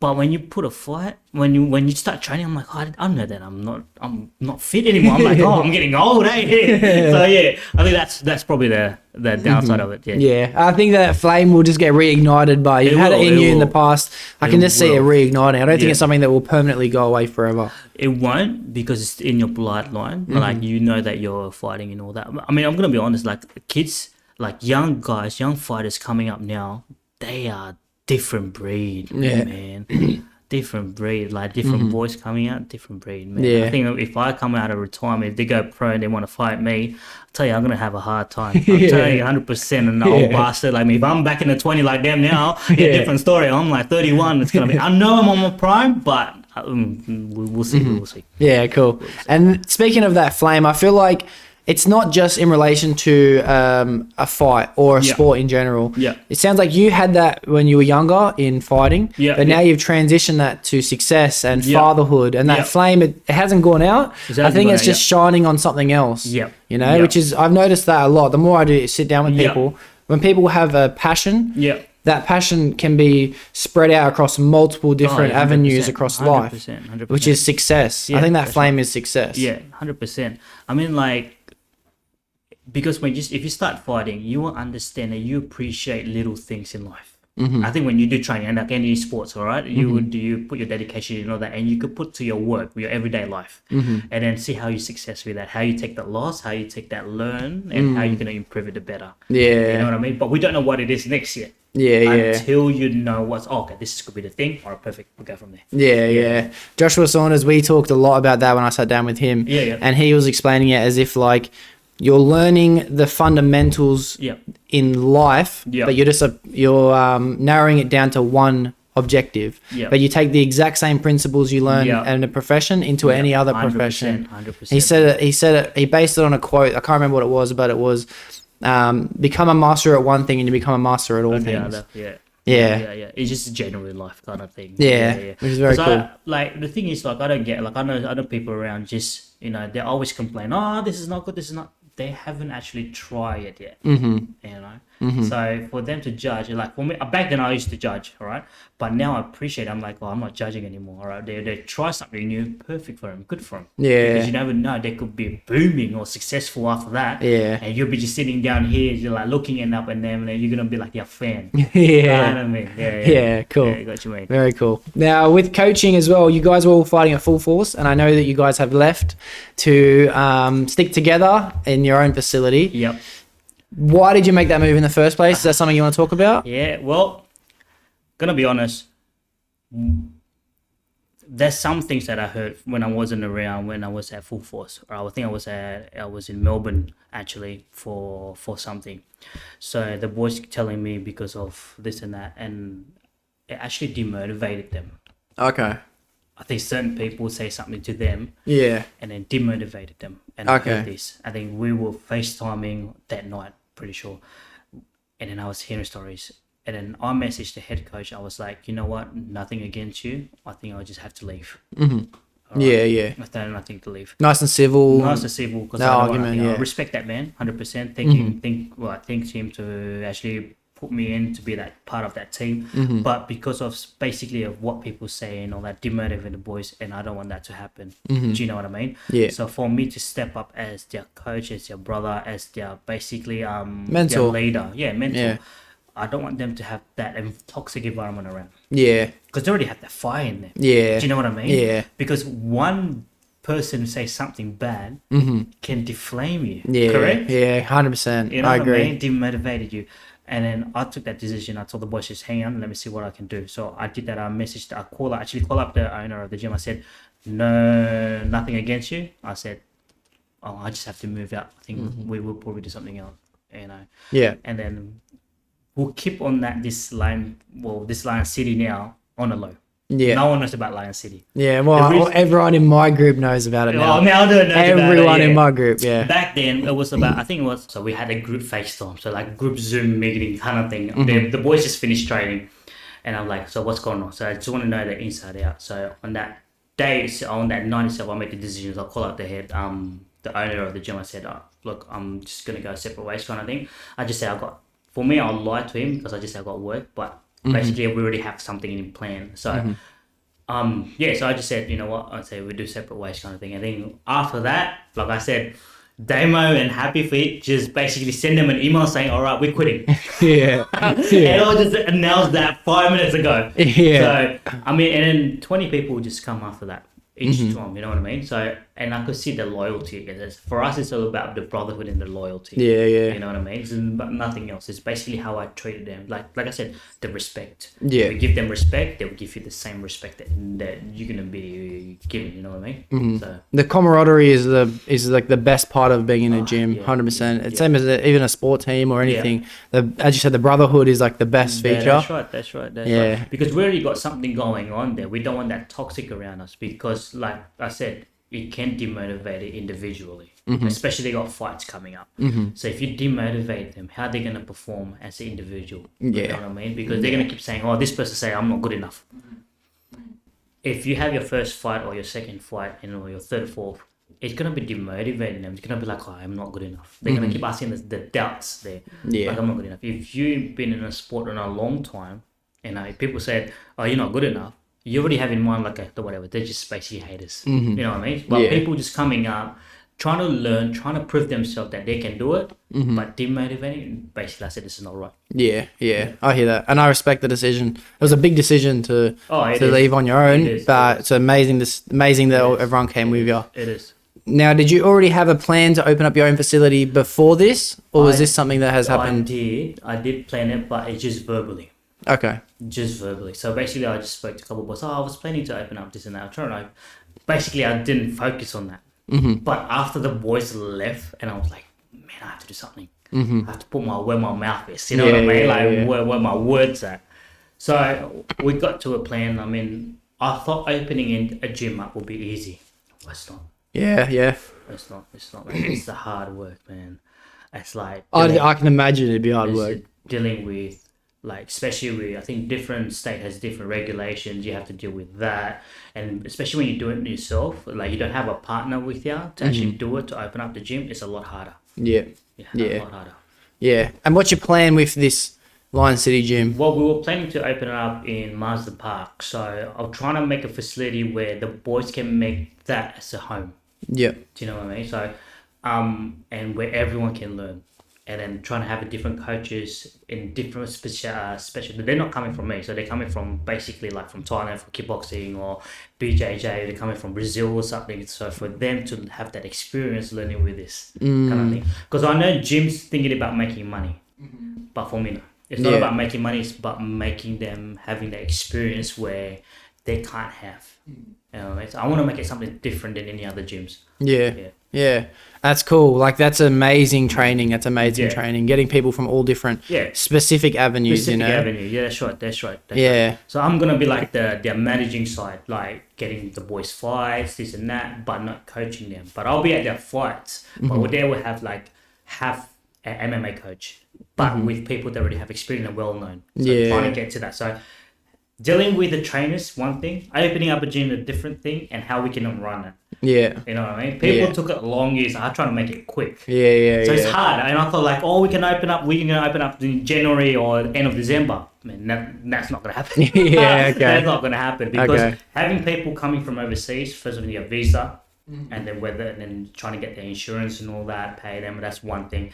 And then opening up in the other gym is going through their insurance. You know how New South Wales has different regulations. You got to pay this. Basically, it's all about money talk for them to sign one paper. And it take them months.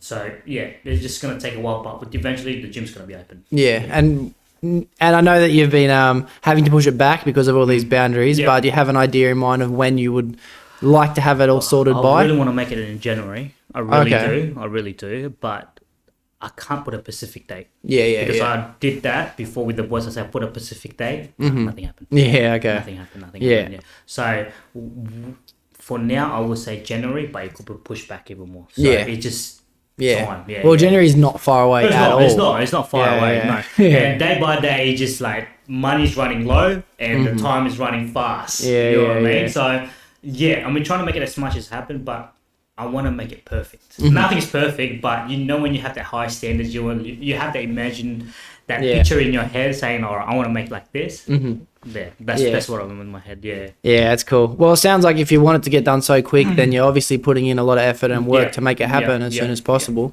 Which is good. Well, I want to make it quick, but I don't want to be a shit job. Do you know what I mean? So like, you know, when you want something like quick and fast, they will make it quick and fast, but how's that gonna run? Yeah. So the good thing is, like, I have a good friend of mine, Yvonne, tell me you gotta basically have that plan. You know what I mean? She used to work with Full Force, but basically she's helping me out to open up this gym. Yeah. You know, it's just step-by-step plan. Yeah. So I'm taking it slow, and then she said, just work on your time frame, and then we'll work from there. Yeah. So, yeah, that's cool. Yeah. Well, I found that when I always try and start something new, I want it to be the best straight away. 100%. Straight away. 100%. Because you already got that vision. Yeah. You already had that vision in my head, in your head saying, "Oh, I want to be like the best podcast," for example. Yeah. Well, you already imagine how many people's watching it, how many people's commenting it. It's just that starting part is the hardest. You got to start off with it. You got to start out of your comfort zone, and you have to just let it be shit. Yeah. And you know what? It isn't actually shit. I'm learning when you start something, it's shit compared to what you want it to be. Yep.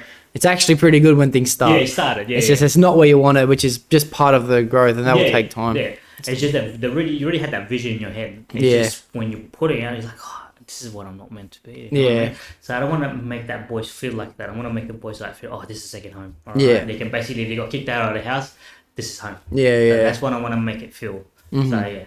Yeah, that's cool. That's very, very cool. Awesome. Well, off camera, we were just talking about just exciting things, bro, like just promotions, and you're giving me the ins and outs of it. I like it. And it's motivating me heaps to start training again. There you go. So we already planned, I think off the camera, we already planned something big. Damo already basically give me ideas, and then I'm just sitting there quietly listening to the boys talking. I was like, do you know what? We haven't make it something happen. How are we going to make it legal? So we're going to go to Malaysia. September, Malaysia, we coming. A Malaysia fight card for everyone listening. Not too much. We're just talking about Malaysia. That's it. We're talking about Malaysia. But something big. Something big. Something big's going to happen. That's exciting news. It's very exciting news, and it's good because you're also very familiar with the travel between different countries. You know what I mean? It's not outside of your comfort zone, which is good. Yeah, because you had that experience in the beginning of going back to Singapore, then to Malaysia, places like this. Yeah, an idea like this isn't so out of your comfort zone. You know, it is and it is not. Because a place where I'm familiar, that's one. But it is not. It's because we're doing something new that I don't know is it going to work or not. Yeah, do you know what I mean? But that's the exciting part. Yeah, because if you don't try, you wouldn't know. Yeah, that's the risk thing we were talking about in the beginning. That's the risk. The full circle. Yeah. So, I mean, yes, I'm like, okay, well, it's a good place to do it.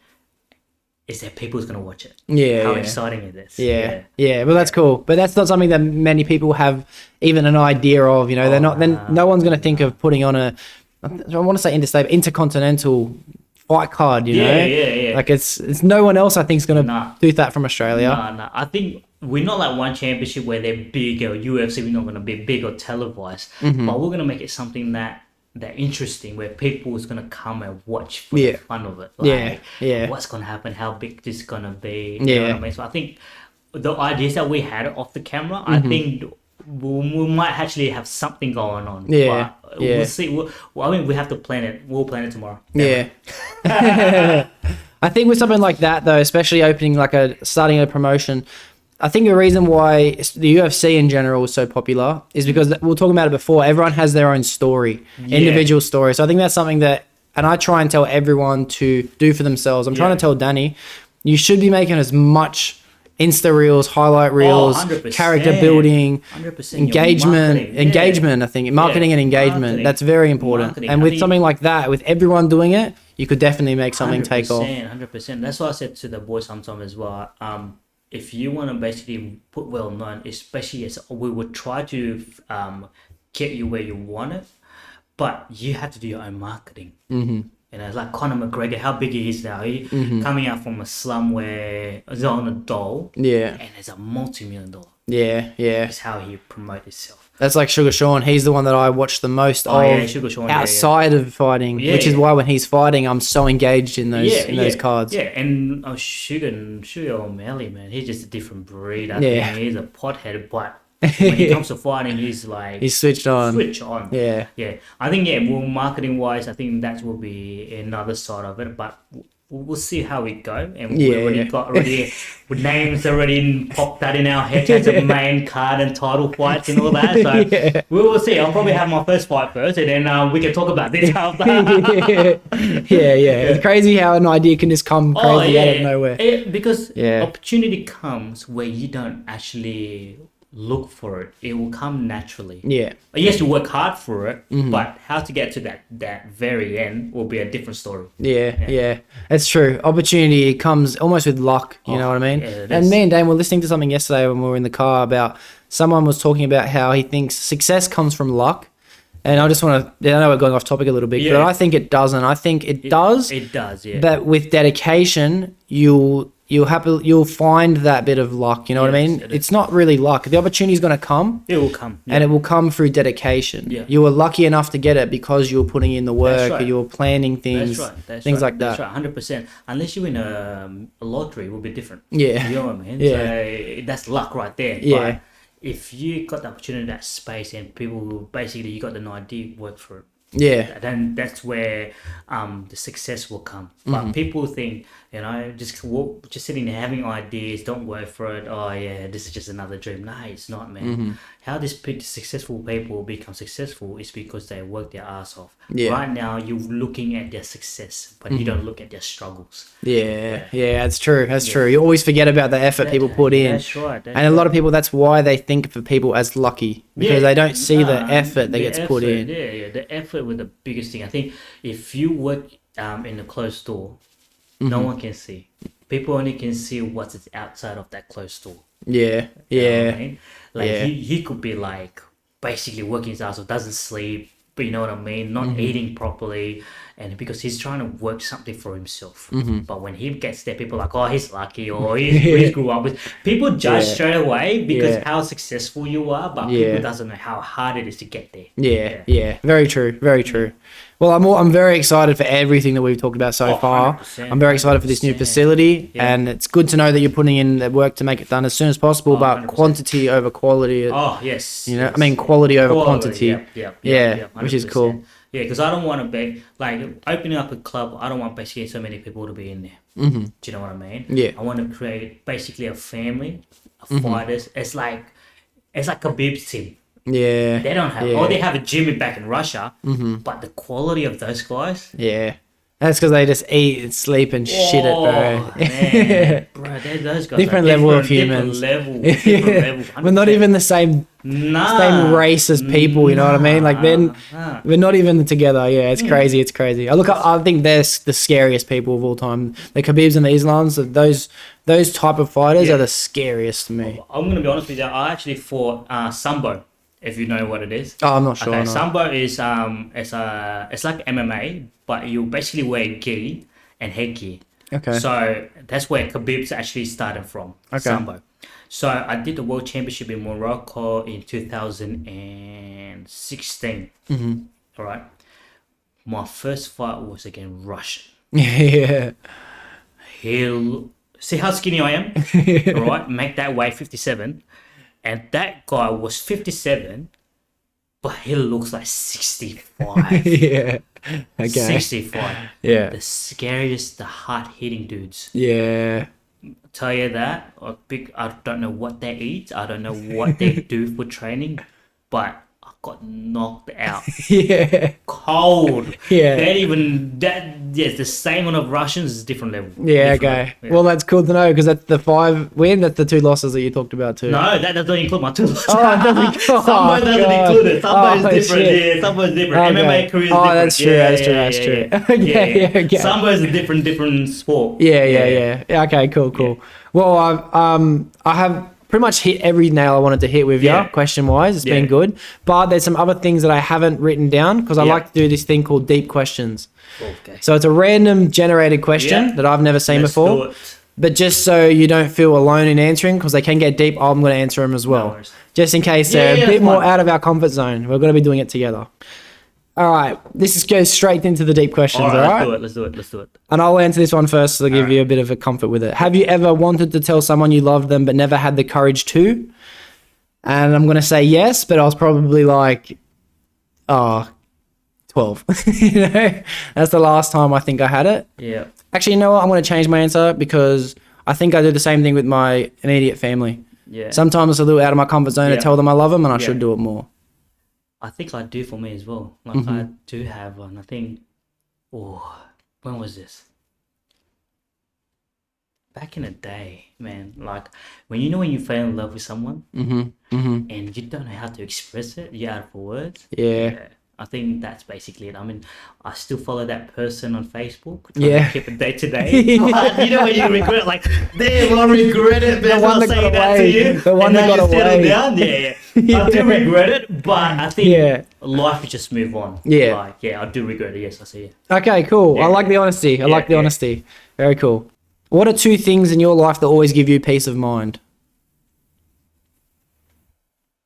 Peace of mind. Being alone, that's one. Okay. And being around my son. Yeah, cool. I Cool. think my problems will go like being alone. Yes, you think a lot of things, right? You're thinking about what you're gonna do, this and that. So that's gives not peace of mind, but you learn about yourself. That's what. But with my son, it's actually put all my problems away, Okay. Okay. and it makes my heart more healthier. Yeah, yeah. Right? So yeah, that's probably 2 that will for me though that will give you peace of mind. Yeah, that's cool. Yeah. For me, I don't think I'm very comfortable with being alone. I'm not. Yeah? It might be a reason why I'm so addicted to podcasts. I'm trying to work it out. Okay, Because yeah, I yeah. feel like I'm involved in the conversation when I'm Yeah. listening to it, Yeah, which I think is the key to a healthy healthy podcast, Yeah. being involved in it. yeah. So I think 2 things that do give me peace of mind. One would be reassurance Okay, yeah. from others. Yeah, I know it's also not a healthy thing, but when people actually give me credit Yeah. and respect and things like Yeah, that, 100%. I don't really find that from within yet. I'm Yeah, still working yeah, on yeah, that. yeah. That definitely gives me peace of mind, reassurance. And another thing would be family as well. Family, Spending time yeah, with family. Yeah. Yeah, easy. I don't know what it's like to have a son yet, but I will one day. You will I will. feel it. You will feel it. But and also I want to ask you, you have a son. Do you plan on having any more kids? Nah. No. Okay. Nah. Yeah. Not for now. Because I was planning to have like, I want to have a girl. Yeah. You know what I mean? And then, we have a son. I'm blessed with a son. But I think because when you have a son, is you actually realize like how you're gonna act now is gonna be how your son's gonna act too. Yeah. You know what I mean? So Yeah. having a girl, it's gonna be a lot harder. Oh, scary. Scary. Yeah. Men's out there. So I'll putting myself in that shit. You know what I mean? I'm like, it's Yeah. gonna be scary. I think I'm blessed to have a son because I can teach him that I didn't get to learn. You know, and then understand about life. You know, it's not about like school all the time. It's basically about what happened after school. You Yeah. can be successful during academics, but if you're not good at outside of life, it's gonna be hard. So, Yeah. That's cool. Yeah. Well, I want to have 6 kids. That's my 6? minimum. So You can have a if it's soccer 6 to 10 to 12, whatever it takes, but it's going to be at least 6. Yeah, I'm gonna have an army. I call it a Doxcast. army. Yeah. Man, it's gonna feel sorry for your partner or Yeah. partners. Yeah. Realistically, I think it would have to be part because I don't know any woman that's willing to do that. Yeah. Yeah, very cool. All right, what's more important for you, safety or freedom? Freedom. Freedom. I'd definitely say the same answer. Freedom. Otherwise, you wouldn't be taking risks. Nah. Yeah. Safety is basically you just not taking chance or taking any what's it called? The opportunity that you have. You know what I mean? I mean, freedom. You have your mind basically open up to anything. Anything's possible. Yeah. And you got to go through the dirt to get out of it too, which is I like that. I like the struggle. It's cool. 100%, Yeah. But safety, it's also I can see why people do it because you don't have to go through the struggle. Yeah. But yeah, I reckon that because it's the freedom as well. Like it makes you think more expand. Do you know what I mean? Yeah. So, but yeah, definitely freedom. Yeah. All right. Cool. Very cool. Would you rather be famous when you're alive and forgotten when you die, or no one knows who you are but famous after you die? Famous after I die. Okay. Famous after I die.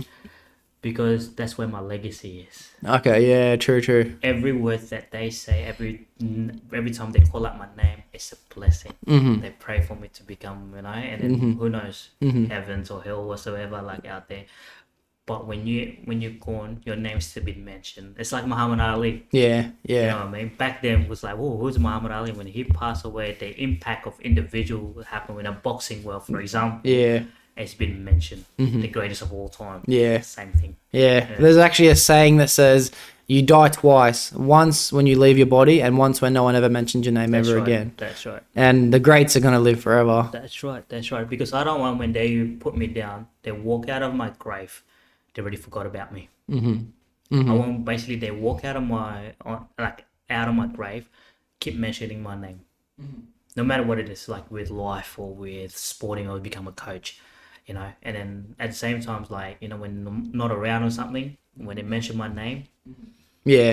Well, it's another reason why I'm so drawn to having so many children as well, to keep the name going and going. Yeah. Because I have one brother, Yeah, yeah. and if he has, say, 2 girls, whatever Yeah, he has, yeah. it's my job to have the boys, otherwise we run out. yeah, yeah, keep the legacy going. Yeah, the legacy. Yeah. Yeah, cool. I like the answer Yeah. too. I'm liking your the way you think about these.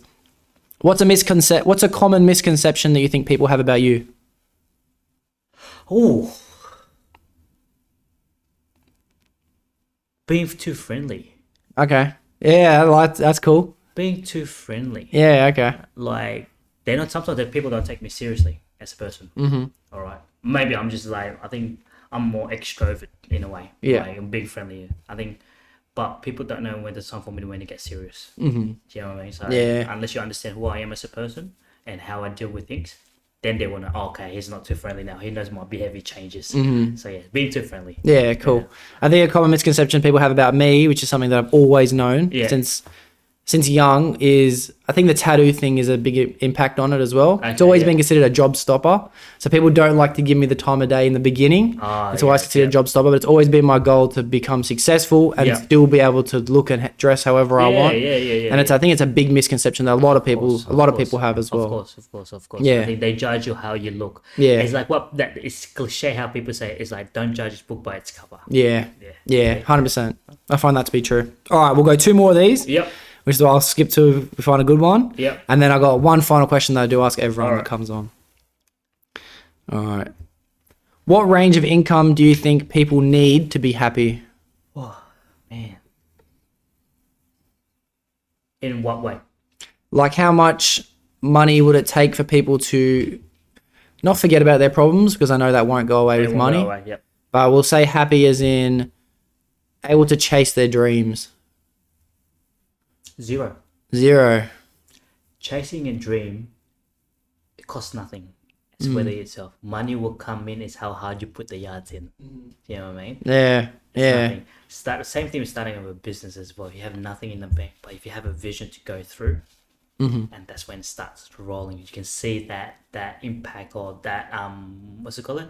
The success that's coming in through. It might be $1, it could be $10,000, but every dollar counts. Yeah. But yeah, it's start from 0, man. Yeah, you convinced me. I was not going to say that answer, to be honest, but you've Yeah. convinced me. I don't know what I was actually trying to think as I was asking you the question. I was trying to think, Yeah. all right, how much money is enough to be stable Yeah. and all this stuff, Yeah. but you were 100% right. Yeah. $0 chase your So, you know dream. what I mean? Like, if you start from 0, same thing chasing with dreams. You gotta start from nowhere.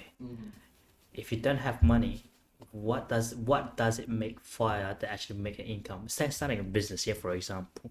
See, I've seen this. I think on the other day, a 17-year-old, still in high school, making thousands of dollars. How they do it is that he has a vision. He's gonna make a lot of money, but he's got nothing. Yeah. They start selling stuff online. So he didn't purchase it. People purchase it under him. Yeah, To go something else, but Yeah. he's still making that income. Yeah. Do you know what I mean? Yeah. So it's start from 0. I guess you're right. It does Yeah. cost nothing. Costs nothing. Good answer. Good answer. I like the way you convinced me with that one. I've had this question before. I'm going to ask you, if a book were to be written about you, what would you like the title to be? And I find this a hard question. Wow. Ooh. Belief. Belief. Nice. Belief. I Yeah. think the reason why is belief is back in the day I didn't have that self belief on what I want, things I want to do, especially with the MMA career back then. I don't know whether I can do this or not. And then step by step, everything comes into a perfect puzzle. And it's all about believing yourself. So same thing with me coaching with other boys as well. Like, how can I coach these boys and make it they can win this? It's all about belief. If I can believe in them, they can believe in themselves. Yeah. I believe. All right. Great name for a book. Great name. I honestly don't have an answer. I've had this question before, and originally my answer was going to be like just my own name, or even like just another person, something like that. But I actually do plan on having a book one day. I'm going to write a book one day in the long future. Yeah. So I've got a lot of time to work that answer out. That's it. That's what I'm going to say. There will be a book one day. There you go. There you go. So you started from somewhere. You started from podcast, and then once you actually get there where you want it, people recognize you and people will start buying your books, autobiography. Yeah, cool. I think my book will be it won't be so much about me, but I think I'm going to learn so much through other people in my life that I'm going to be able to analyze the goods and the bads and the do's and the don'ts and the healthy mindsets that people have in common across all professions and sports. 100%, and I'll be able to articulate that in a narrative that people actually benefit from. Yeah. It's like a little goal I have of mine. That's it. Yeah. You got to start somewhere. It's vision. It's a vision. What is something that you desired to be but were too afraid to risk it failing? Have you ever had that? Happy. Okay. Deep. I love it. Deep. Happy. I'm always making people happier than myself. And because I was afraid to be happy on my own. Because I always think about people thinking that I'm my own self. Yeah. Do you know what I mean? And then until now, I'll be honest with you, I make people more happier than myself because I'm afraid of people judge me for what I'm thinking. Okay. Do you know what I mean? So, this is honest. Like, this is how I feel. That's how I get afraid all the time, being happy. Okay. Yeah, well, it's also a motivator. I guess you're using it in a good way. It is. Yeah. It is. I think for myself, something that I'm afraid to be would be comfortable. I'm afraid to let myself enjoy time to myself and things like that because I feel like I'm letting myself down, letting my friends down, my family down. I could be doing more. I'm always chasing more. So I'm a bit afraid to just relax. A little bit afraid to relax. Yeah. And that's why when I get half an hour, I'm enjoying that half an hour, you know? I can't give myself a day sometimes or even a weekend, things like that. Yeah. But comfortable is a good thing as well. I know comfortable is a good thing. It's a good thing as well. Yeah. Because you out of basically like with stress life and then you want time for yourself, just get comfortable. That's it. With no distraction. That's why it comes to alone time. Alone time is the most important thing. Yeah. I think I can't really allow myself to get rid of the stress. That's the problem because there's more to do. There's always more to do. Yeah. Got you. Yeah, cool. All right, very cool. Well, I have one final question that I do ask everyone that comes on.